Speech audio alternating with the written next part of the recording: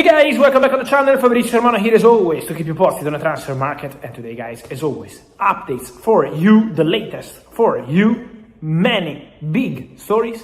Let's jump. We go with the confirmation of something I've been telling you for a long time. Remember, every single day guys, here on YouTube, like this video, turn on the notification bell, subscribe to the channel, comment, be part of the family, because every day we are here with the updates. And I think I spent the last month or so, already March, I started telling you Manchester City are in the driving seat for Elliot Anderson. Manchester United are not going to match the bid. Manchester United are not going to hijack. And now the story is over. Manchester City have the midfielder they wanted since day zero of this transfer window. He was wanted by Pep Guardiola first. He is wanted by Enzo Maresca now, and he will play under Enzo Maresca, and the player is going to be Elliot Anderson. All done. It's a done deal. It's a here we go. And let me say congratulations to Manchester City, because this is a huge signing for the English national team midfielder, who is going to have his medical in the US. So in the next days there will be medical test and contract signing.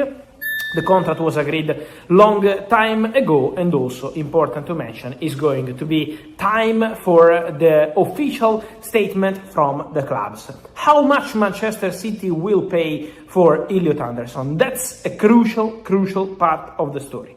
My understanding is that Manchester City will pay £116 million, no add-ons included. While at the beginning of the story last night on the breakthrough for the Elliot Anderson deal, sources close to Nottingham Forest were suggesting £130 million add-ons included. Now sources are saying £116 million, no add-ons included. So this is the fee, and Manchester City signed the midfielder they wanted. Talking about midfielders, guys, I can confirm an information going around England was reported by Craig Hope about Newcastle, and it's about Arsenal interest in Bruno Guimaraes. It's true that Arsenal made an approach for Bruno Guimaraes.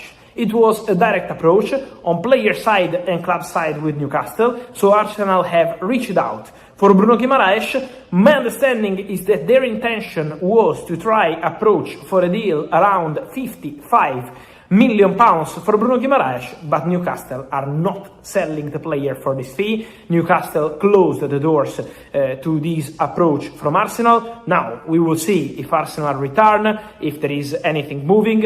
At the moment, Bruno Guimaraes is leaving everything in the hands of Newcastle, is respecting Newcastle. So that's the status of the story, that's the situation, but for sure Arsenal tried to make an approach and to enter into the Bruno Guimaraes story. But again, at the moment the intention at Newcastle is not to sell the player, not to advance on any sort of conversation to sell the player, and also not for £55 million. So at the moment it's been an attempt by Arsenal, an approach, but not developing at present. Anything changing, as always, we'll be here to keep you posted. Talking about then, guys, Manchester United. We have to take a minute or two to talk about Manchester United situations. First one, Andre Onana, agreement in place. It's a verbal agreement at the moment, waiting to sign all the documents, waiting to fix details of the deal, but Andre Onana is set to rejoin Trabzonspor in the Turkish Super League, and it's a here we go. The verbal agreement is there between Manchester United and Trabzonspor. The player was on loan in Turkey at Trabzonspor last season, so already knows the club very well. The original idea was for Onana to return from the loan and then have the pre-season with Manchester United. But then my understanding is that Manchester United, and when I say Manchester United, is the club, is the management, is the coach, Michael Carrick told Andre Onana and his representatives that he was not going to be part of Manchester United project next season. So being very clear with the player, very honest. Onana appreciated the transparency and decided to restart negotiations with Trabzonspor. They were very happy with Onana. They wanted to keep him. My understanding is that they are negotiating a loan deal. So what they agreed, it's a loan deal. Trabzonspor will pay a loan fee to Manchester United. bonuses included, add-ons included, so it could be around 1.5-2 million euros based on bonuses. And so this will be the deal. Onana is set to say yes and to rejoin Trabzonspor in this summer transfer window. It was a late deal of the last summer transfer window. Probably you remember it was already September with the European market closed, but with the Turkish market open. And now Onana to Trabzonspor is happening again. Something to clarify, guys, also on Marcus Rashford. Many questions on Marcus Rashford and Tottenham. We had these links on Marcus Rashford and Tottenham.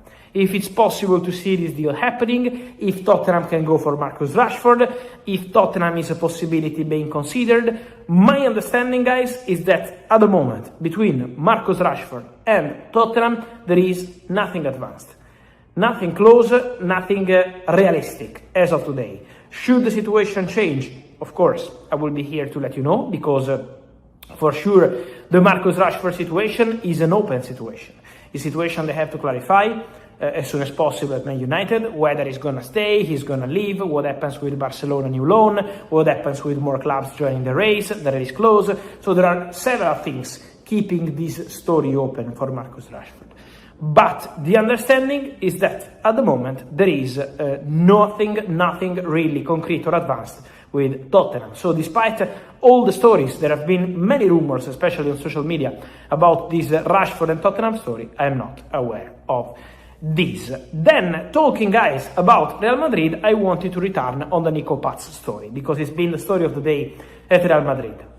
So, Real Madrid on Thursday, yesterday, told Como, we are set to rebuy Nico Paz. 9 million euros to you, and Nico Paz returns here. Now, if you want Nico Paz to return to you, you have to pay us a total valuation.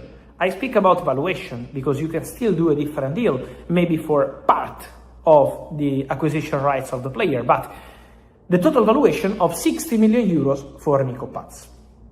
Como didn't close the deal on Thursday, but my understanding is that Como are still there.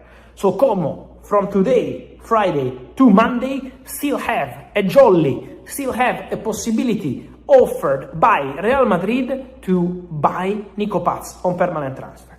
So Real Madrid are offering Como a chance, but with a deadline Monday. So over the weekend, Como can sign Nico Paz.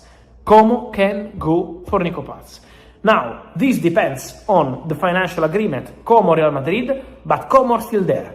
Como are still working on it. Nico Paz is open to staying at Como. I told you in the previous video, Nico Paz doesn't want to go to Real Madrid this season. It's not in general. It's not Nico Paz doesn't want to go to Real Madrid in general. It's that Nico Paz doesn't want to go to Real Madrid now because he believes there are too many players in his position and he wouldn't play. So Como are still there for Nico Paz, are still a possibility. And eventually we will see if Real Madrid and Como can negotiate also another new, fresh buyback clause, because this could be an important point of this negotiation. Very short, from today to Monday, we will have the truth on Nico Paz, Como and Real Madrid. And so, guys, let me your thoughts on all these stories, many news, Elliot Anderson and this record deal with Manchester City, but also Bruno Guimaraes, also the situation of Andre Onana, Marcus Rashford, Nico Paz, many things happening. Your opinion, guys, in comments, like this video, turn on the notification bell, subscribe to the channel. See you soon.